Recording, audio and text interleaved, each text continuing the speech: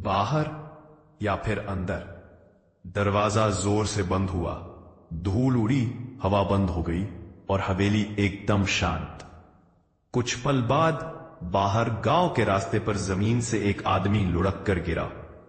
वह अर्जुन था।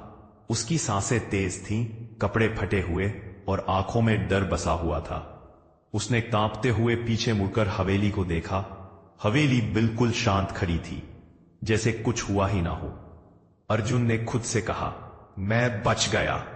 लेकिन तभी उसकी जेब में रखा कैमरा अपने आप चालू हो गया। स्क्रीन पर वही कमरा दिखा जिसमें वह था, लेकिन कमरे के बीचों बीच अर्जुन खड़ा हुआ दिख रहा था, काले धुएं में घिरा हुआ, चेहरा बिल्कुल खाली, आंखें बिल्कुल सफेद। अर्जुन डरकर पीछे हटा। कैमरे की स्क्रीन पर रैक के नीचे एक संदेश उभरा, यू डिडंट एस्केप। अर्जुन घबराकर कैमरा फेंकना चाहता था, लेकिन उसका हाथ नहीं हिला। कलाई पर एक भारीपन महसूस हुआ। उसने नीचे देखा, उसकी त्वचा पर काले तिलचट्टे जैसे रेंगते हुए धुएं के निशान फैल रहे थे, जैसे हवेली की छाया उसके अंदर उतर रही हो। उसके पीछे किसी ने धीमी आवाज में कहा, मैंने कहा था हवेली तुझे चुन चुकी है। अर्जुन ने पलट कर देखा। रूपा खड़ी थी, इस बार बिल्कुल शांत और पहली बार मानव जैसी।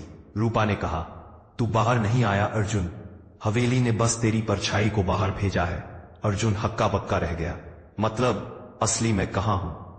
फिर रूपा ने धीरे से इशारा किया, हवेली के अंदर, जहां नए मालिक रहते हैं। उसी समय हवेली का दरवाजा अपने आप खुल गया। अंदर से काला तूफान उठकर अर्जुन की परछाई को चूसने लगा। अर्जुन के होठों से अनजाने में खुद ब खुद शब्द निकले, मैं वापस आ रहा हूं।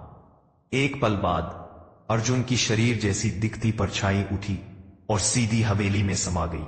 दरवाजा बंद, चुप्पी, बस इतना ही।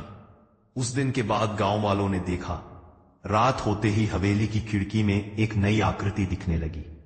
एक लड़का कैमरा पकड़े हुए, जिसकी आंखें पूरी सफेद थीं।